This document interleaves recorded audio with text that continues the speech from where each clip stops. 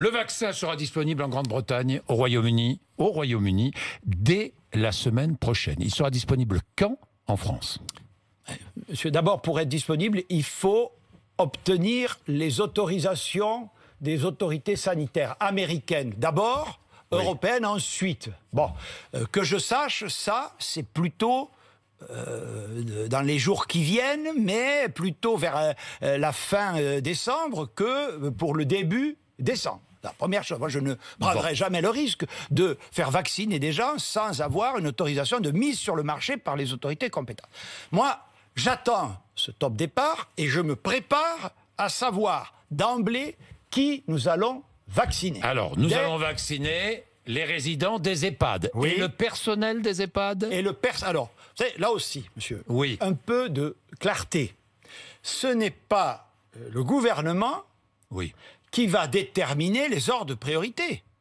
Ce sont les autorités sanitaires, en l'occurrence la Haute Autorité de Santé, qui a émis un avis circonstancé lundi et qui nous recommande effectivement de vacciner les personnes des EHPAD, des soins de suite gériatriques, les personnes en situation de handicap dans les établissements de plus de 60 ans et les personnels, je réponds à votre question, qui présentent un risque particulier à la maladie. C'est la Haute Autorité de Santé, mais enfin, c'est aussi le Président de la République qui dit dès le mois d'avril, il y aura une vaccination pour tout le monde. Mais le Président de la République, pardonnez-moi, oui, non mais pardonnez-moi, il dit aussi ce que disent les autorités de santé. Bon. On a un planning qui, vous le savez, alors là pour le coup, je le dis pour nos auditeurs et auditrices, là l'Europe, autant il y a des petites lacunes sur l'harmonisation européenne pour les stations de ski que vous avez à juste titre pointées, là chapeau l'Europe. On a passé des groupements de commandes, on ne paie que ceux qui bénéficient de l'autorisation de mise sur le marché, on reçoit tous les vaccins en même temps et la répartition des vaccins commandés, c'est en fonction de la population. Donc entre avril et juin, vaccination grand public, hein, si j'ai bien compris. Alors, je peux préciser un peu, parce que j'y reviendrai demain sur une conférence de presse que vous ne manquerez pas d'écouter. En fait, là, un peu de bon sens.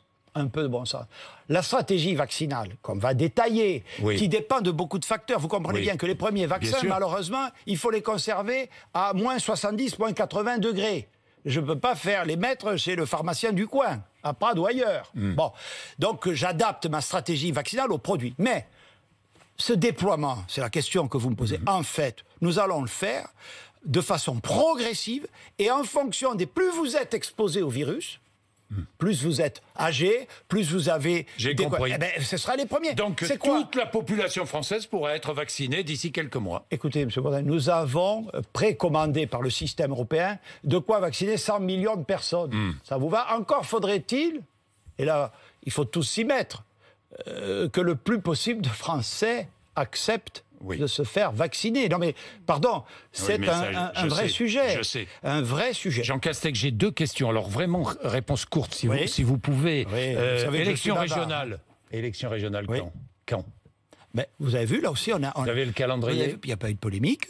On a fait travailler M. Debré, ancien président du Conseil constitutionnel, qui a recueilli un consensus entre les partis.